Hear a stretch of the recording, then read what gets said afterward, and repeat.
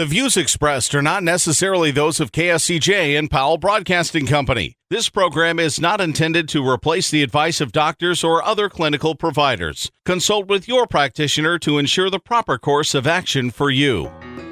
Welcome to When Things Aren't Going Well on AM 1360, FM 94.9 KSCJ. This program is dedicated to your mental health wellness and brought to you by Family Services.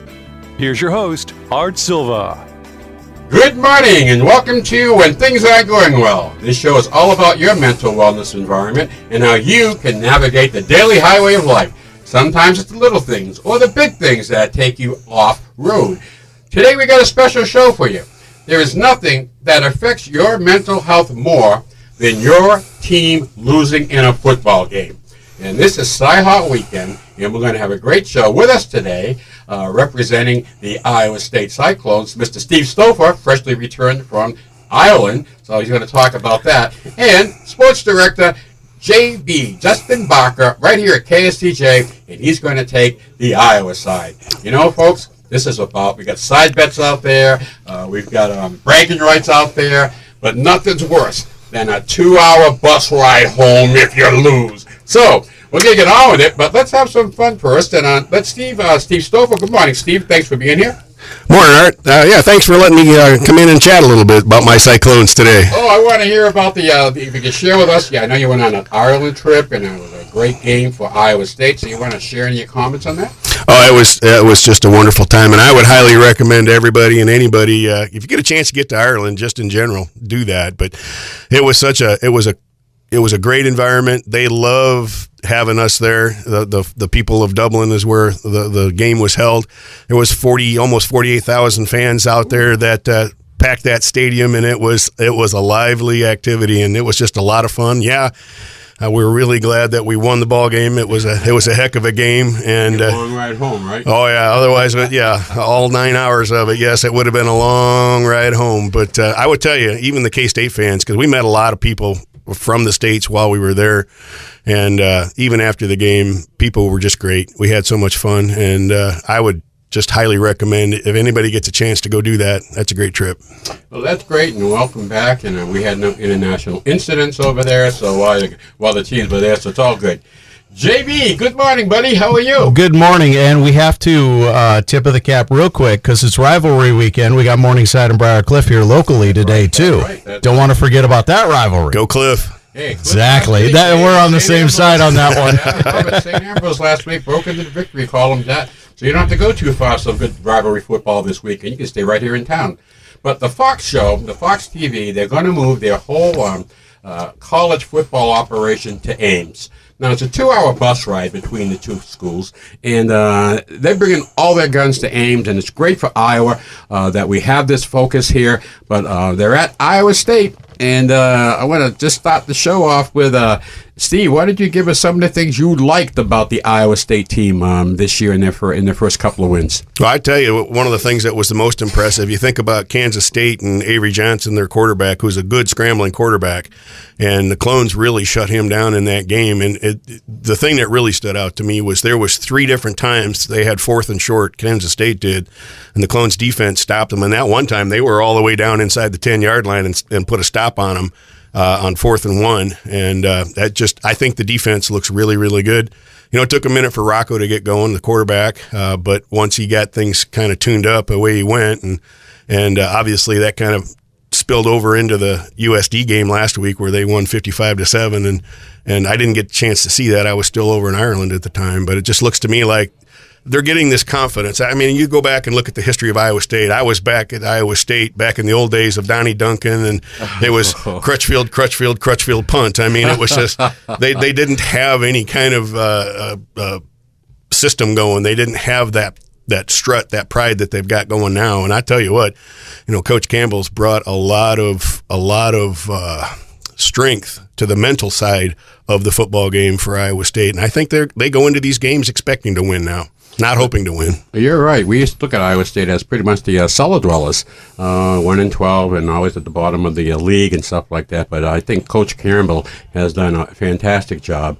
He always obviously had the opportunities to move on. He stayed here, He's put a great program in, and I just drafted his wide receiver from last year, Higgins, in my fantasy football league, and he's going to be a star. So there you go. JB, let's give you some time on how about the Iowa Hawkeyes? Now, I'll say one thing. Steve brought this up on the Iowa State defense and the stands they made.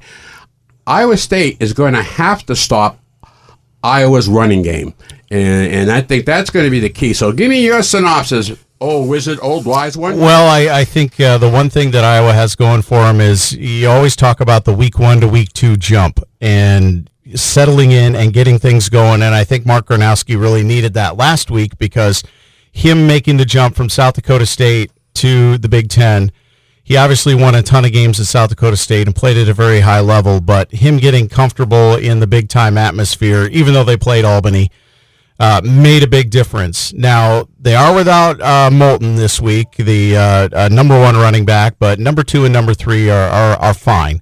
But I think the offensive line will have a big improvement from week 1 to week 2. Gronowski will start to use his feet a little more, and they absolutely have got to throw the ball more. He cannot throw for 49 yards or 59 yards, whatever it was, and expect to win in Ames. It's just not going to happen. So both sides of the ball for Iowa have got to get better and crisper, and they have done well against good returning quarterbacks over time in Ames. I remember the Purdy game, or when Brock came in, the incumbent, they benched for Brock. Right. Or was it? No, it was the lefty. It was Deckers came in for Brock. They played very well against Brock in that game, and so they're going to have to do something similar to that to take the veteran quarterback out because Rocco Beck is a really, really good quarterback. That goes back to Coach Campbell because I think look at recruiting, and I think Coach Campbell has done a great job of recruiting. And now with this portal you have to play with, it makes that job even more difficult. But look at the quarterback situation. There was an opportunity there. They thought this team could win and go forward, and I think Beck is showing that right now. I think the jury is still out on the Iowa quarterback. Oh, absolutely. But I think a big point to point out in this game that I love to watch is that Campbell and Ferentz have insulated their teams against the portal so much. There's so many returning players, so many players that have played in this rivalry against one another, so many that grew up playing against one another in the state. That's what I love is the fact that they've been able to keep their roster so intact. You look at Campbell's philosophy around what I call the blue-collar mentality, right? It's about having people that can play together as a team. How many times have you seen a bunch of divas out there that can't get along because they can't play together, and they get beat by people that are good team players, everybody doing their job, sticking to their job, and not worrying about being in the limelight? And I think that's what Campbell has. I mean, he's got a lot of guys that aren't chasing the dollar. They're chasing the dream of winning ball games and playing as a team. Guys, chemistry is so important on teams and business and any organization. Your chemistry is absolutely important, and I think that's the extra person on the field. If you got that going in the locker room, you've got your leaders in the locker room that are like assistant coaches on the team. Everybody buys in, and they all pull the same way. And you got to have that next man up philosophy. If somebody goes down, like Iowa's going to be short this week, who's the next man up? And that's just the expectation you got to have of a championship team. Let me ask you, Steve. Over in Ireland, do you know anything big that they're taking to American football? Did you pick that up? Did they like football? Because this sport is soccer. Oh yeah, I mean, it was very apparent in the very beginning because they played the U.S. national anthem first, and then they played the Ireland national anthem right after that. And I was amazed at how many people were singing in the stands the Irish national anthem. So there was a lot of Irish people there, and they were getting into it as much as the rest of us were. We actually stood up through the whole game. I know the national anthem. I think the national anthem is "In heaven we have no beer." Exactly. That's why I would drink it here. It's the beer barrel polka. I love it. But anyhow, that's good to hear that what spirit the Irish came up and had a good time, and they like our game. I guess the NFL now is putting more games overseas. I'm glad to see Iowa State was part of this transition over there. So we'll see what's going to happen next year. We're coming up on our break right now, so we don't want you to change that dial. Continue your morning chill. We'll be right back with more When Things Aren't Going Well right here on 1360 AM, 90.9 FM, KSCJ. Oh, I forgot to take the garbage out again. My teen came home who knows when last night. That guy just cut me off. My boss totally doesn't get what I'm trying to do for his company. When will I enjoy life again? Will I ever catch up? I really should visit my parents soon before it's too late. Why is this guy in front of me stopping at a green light? Go! It's time for a checkup from the neck up to put yourself in a better state of mind. Sometimes it all seems to be coming at us pretty fast. Our instinct is to conquer our issues before we enjoy our actual life. It seems we just can't get caught up. That's when stress and anxiety absorb everything. Family Services, Inc. is here to get you back to enjoying your life. A call to Family Services will put you on a direct path to more happiness and inner peace. It's time you appreciate the things that matter most. Let the sun heat your back and enjoy the day and laugh with guiltless, stress-free joy. Call Family Services today at 293-4900. That's 293-4900. I feel good. Welcome back to When Things Aren't Going Well on KSCJ. Here's Art Silva. Welcome back to When Things Aren't Going Well. Right here on 1360 AM, 90.9 FM KSCJ. I'm Art Silva along with Steve Stouffer and Justin Barker, and we are talking about this Cyhawk weekend. This is the week when everything kind of stops. You know, back east we had Martha's Vineyard playing Nantucket. That was a huge rivalry, and they would alternate the home games. So here's the problem, folks. Everybody from either island left to go to the other island. They had to bring the state police in to guard the islands because there was no police there. So it was a great place to break into. But Iowa State, we're not quite there, but man, this is good. So this is for a year of the bragging rights. Win your bets. Step up to your favorite team. So this half of the show, we're going to spend a little time talking about Iowa. And the number one fan right here, Mr. Justin Barker. JB? Yes, sir. The Hawks are going to win this game. Because I can't say anything different. That would go against what we're doing here. No, I think for Iowa to go in there and win, which they've had some terrible luck winning in Ames lately, a lot of things have to go right, and they cannot make any mistakes. They just can't. Iowa State is too good at home to make mistakes. The crowd is on top of you. It's a great atmosphere. And one thing I have to point out, I've gone to this game a number of times in Iowa City, in Ames, and I would rival the atmosphere of this game against anyone in the country because it does not matter before and after the game what colors you are wearing. Being Iowans, we all party together and we all come together for fun. That's the best part to me, is it just doesn't matter. Tailgates are mixed. The people walking in groups up to the stadiums are mixed in colors. It is a great celebration of this state, but Iowa's going to win the game. Well, Steve? Close. Oh, it's going to be a close game. It always is a close game, right? Yes. But the Clones, I'm not overconfident, but I am confident the Clones have the horsepower to take Iowa out this game. You know, you're talk about this kind of being a mixed event. I'm actually going to the game this weekend, and I actually, believe it or not, I'm bringing a couple of Hawkeye fans with me, so we're going to be in the car together for 3 hours going down and 3 hours coming back, and somebody's going to have a bad ride home, I can tell you that. And I'm not planning on it being me. I think the Clones with Rocco, I think the defense that Iowa State is able to put on the field, their linebackers are healthy this year. That's something that we were battling through last year and went 11-1, right? So I think Iowa State is really set up to take this game, and I'm very confident we're going to have a great weekend. Well, you get down to the coaches, and if I had to look at the coaching side of things, Matt Campbell is much more visible on the sidelines and active than I think Kirk Ferentz is. So if I had to rank the coaches and scale them there, I'd have to give an advantage, I think, to Coach Campbell. First of all, he's home. He's got his great assistants with him, and they're coming off a 2-0, two victories in a row against, I think, tougher competition. I think this is a key game where Iowa has to show up and show who they are to set the tone for the Big Ten season. And I think from that point, they'll be motivated to play. Will the Cyclones be there to hold the fort? Will the Cyhawk Trophy remain in Ames this year? Or is it going to be a joyous ride back to Iowa City? Because the last 5 games have been won by the visiting team. So this is going to be interesting going into it. JB? Yeah, and that's a crazy thing to think about. Well, when you compare the coaches, I look at Matt Campbell as the youthful energy I would run through a wall for that guy just in watching him coach. I think that's the persona that he puts out, or that's his personality, and that's how he approaches his team, and that's how his team plays. Ferentz grew up in the Bill Belichick, not as excitable. He's excitable in spurts when he needs to be, and it's mostly aimed at the referees, not necessarily as his team. And I disagree with that sometimes, because I think a college coach needs to be more rah-rah sometimes, which Campbell completely excels at. So I think the coaching, the coaches are even, to me, in their own way, in the way that they go about their program and in the way that their program plays. Iowa State has a lot of guys that play like their hair's on fire, because that's how Campbell is able to pick them up in the locker room and get them out of the locker room. And I feel like Iowa needs more of that sometimes. In a game like this in Ames, Iowa needs more of that. So that's one of the things I'll be watching.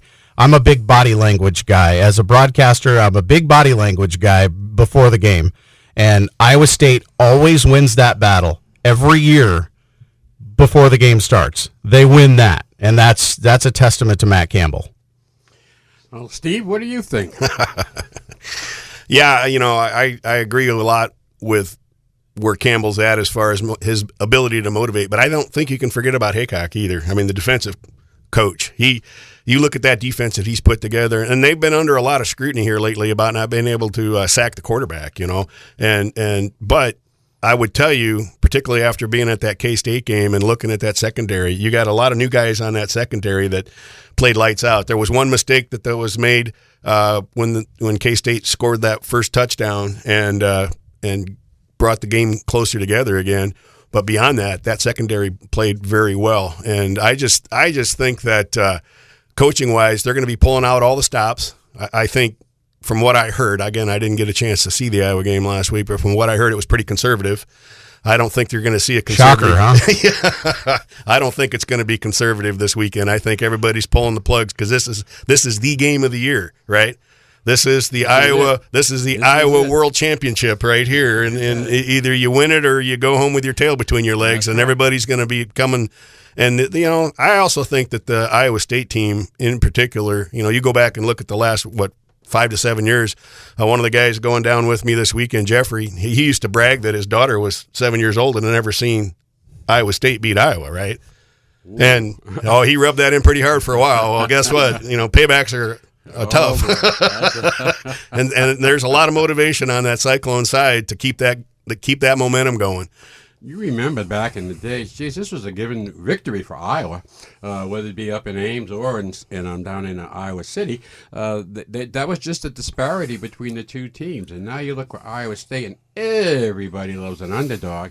So that's why they should be rooting for Iowa, because I think in this week Iowa State's ranked number 16, deservedly so. And I think, however, they're only a 3.5 point favorite at home, which means it's more or less even. You're getting the field goal at home, which the difference, is interesting to me. The difference, though, is you got a kicker that can kick a 63-yard field goal on the Cyclone side of the field. That's the difference maker right there. Yeah, the Hawkeye kicker hit from 58 or 59 Saturday. I saw too. They're great kickers in this game. If you're a fan of kickers, the football game. Even now in the college, you go to the pros. They're kicking 50-yard field goals. Can be normal, for a lot of these guys. So does it come down to the kicking game? Does it come down to a defensive play?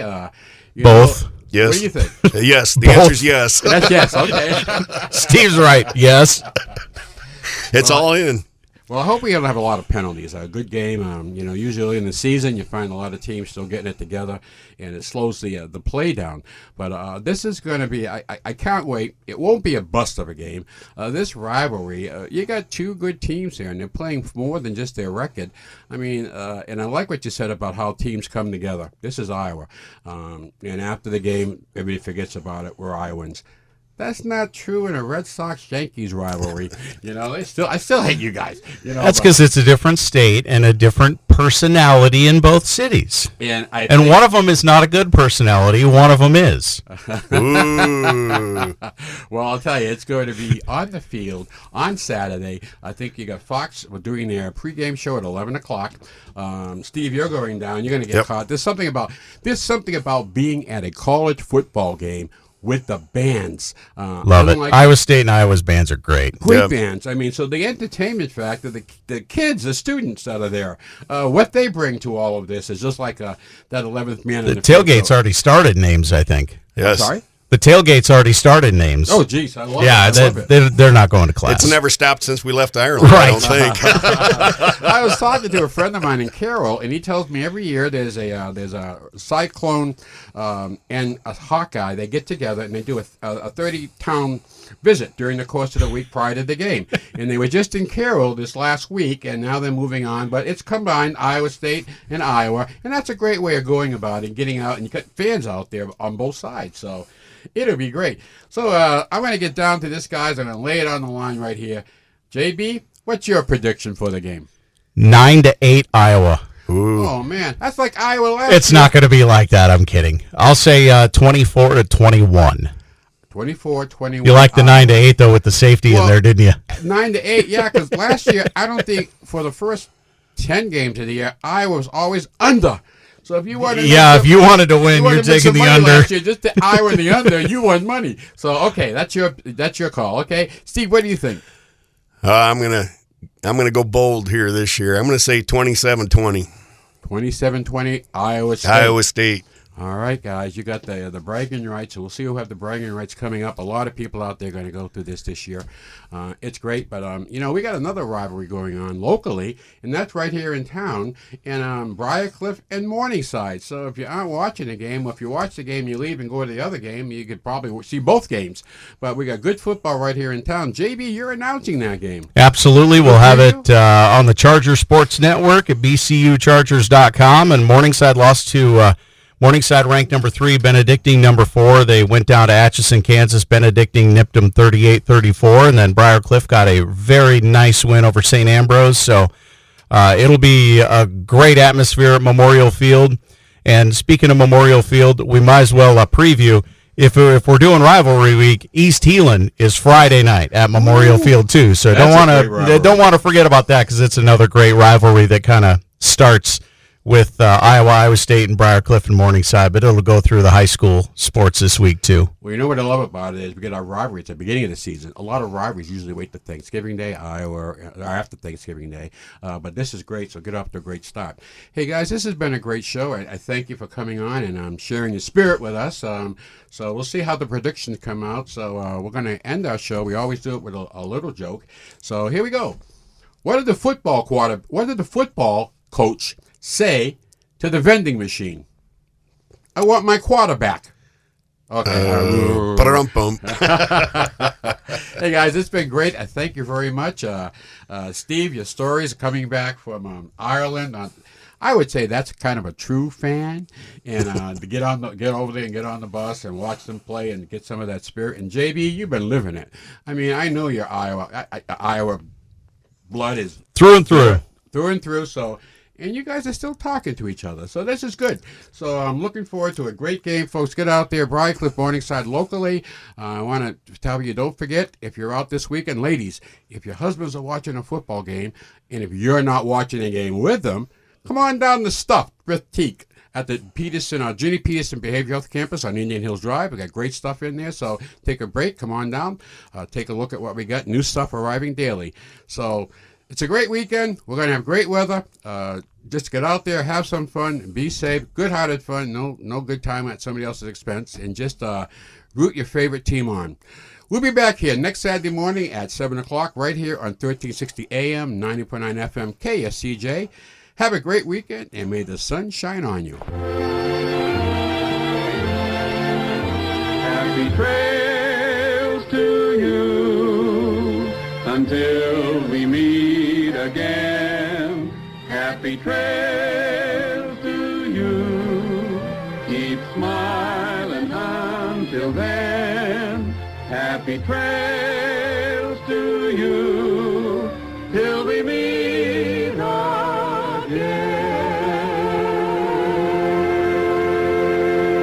For more information on the services provided by Boys and Girls Home and Family Services, see them online at boysandgirlshomeiowa.org.